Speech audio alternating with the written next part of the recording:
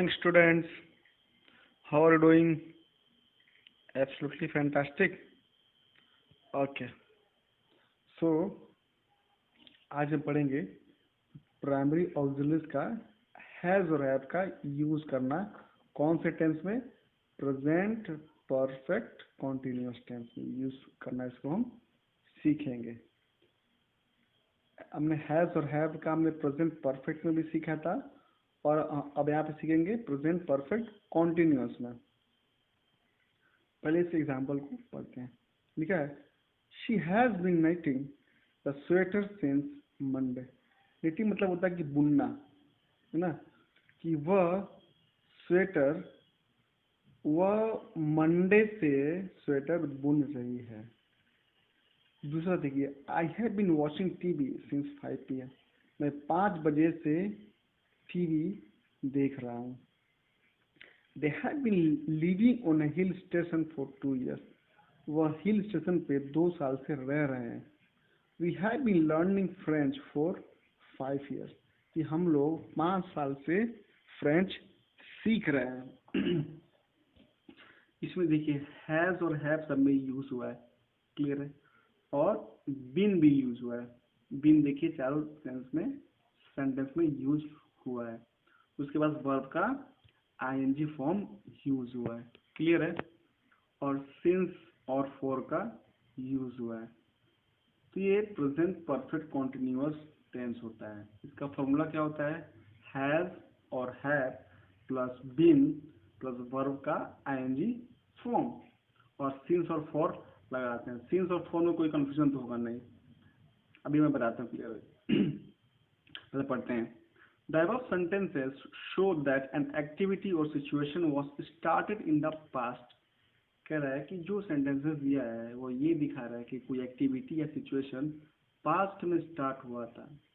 जैसे इसमें देखिए मंडे से, तो मंडे से बुन रही है, यानी मान लीजिए अगर आज सैटरडे है तो मंडे से बुन रही है, यानी कि ये पास्ट से काम चला आ रहा है।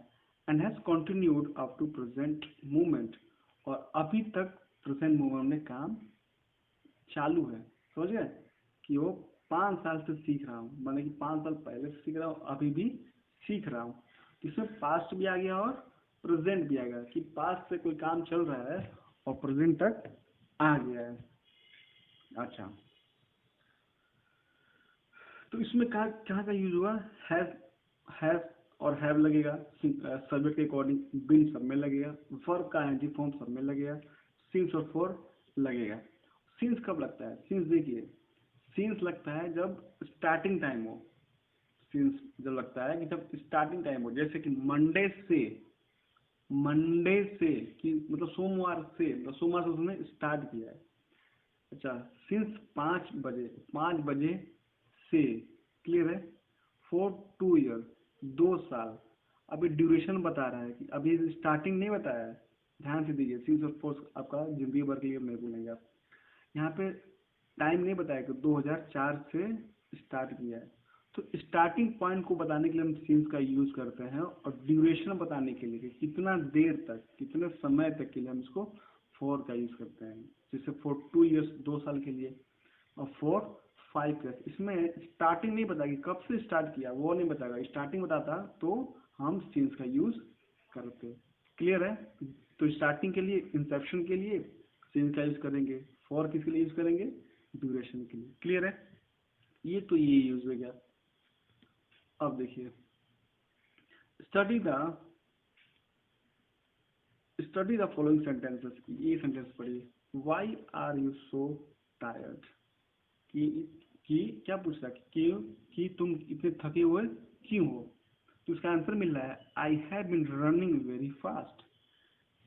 जैसे बहुत सारे बच्चे जब 10th पढ़ते हैं तो उनको लगता है कि प्रेजेंट परफेक्ट कॉन्टिन्यूअस में सिंस और फॉर का आना एकदम मैंडेटरी है, कंपलसरी। ऐसा नहीं है।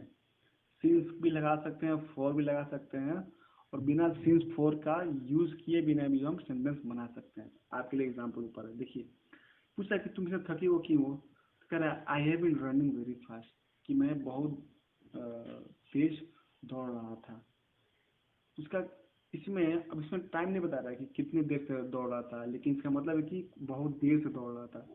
समय आधा घंटा हो सकता है, 1 घंटा हो सकता है, 2 घंटा हो सकता है, लेकिन ये कुछ समय से कर रहा था।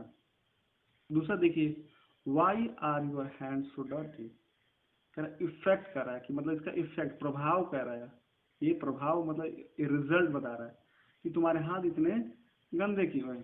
तो कह रहा है I have been cleaning my car, कि मैं अपना कार मैं अपना कार धो रहा था, साफ कर रहा था।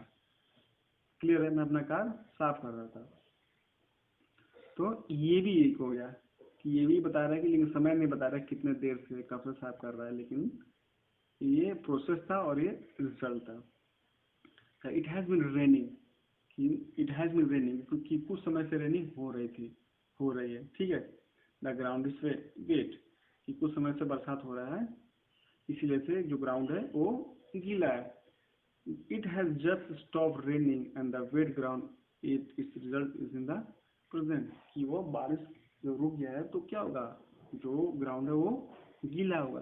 तो कहने का मतलब है कि बिना फोर और सिंस का यूज हम किए हम बता सकते हैं। अगर ये कोई बोले I am running very fast, तो आप समझ जाइए कि कुछ ये पास्ट से चला आ रहा है।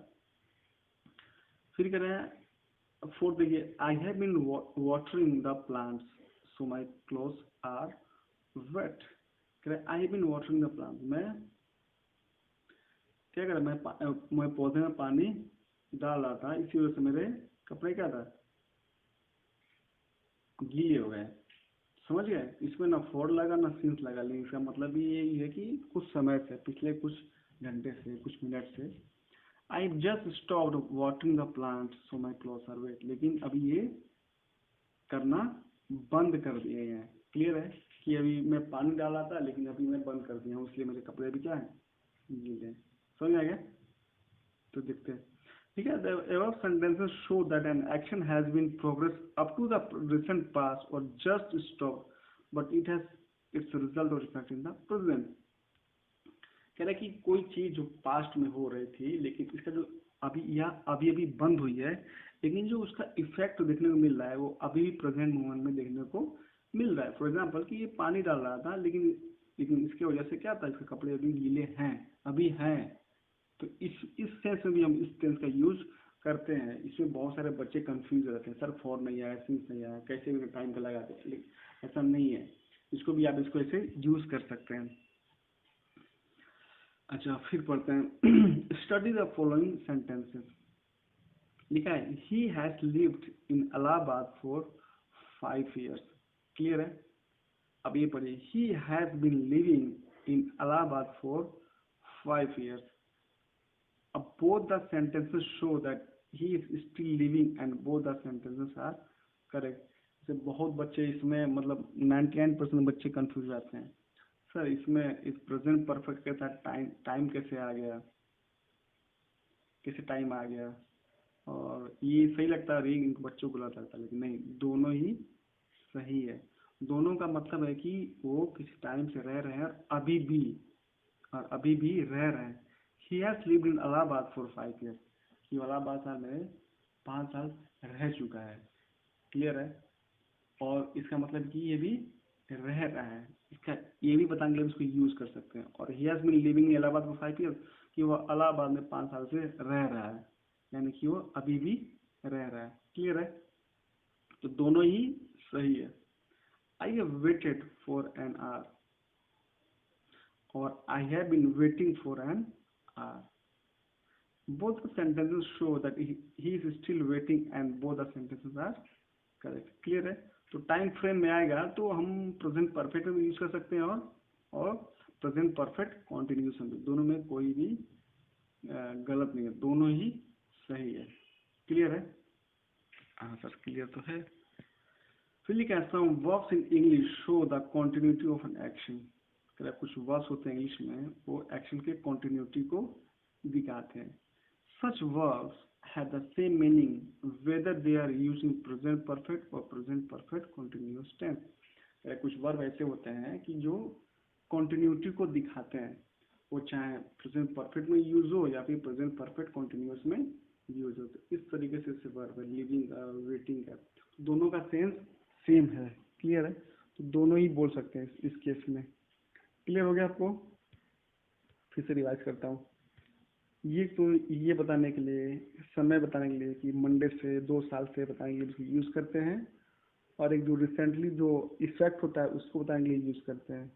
क्लियर है? और ये प्रेजेंट परफेक्ट और प्रेजेंट परफेक्ट कॉन्टिन्यूस में भी इसके साथ साथ इसको यूज़ कर सकते हैं, लेकिन ये है कि प्रेजेंट में उसका काम हो रहा है।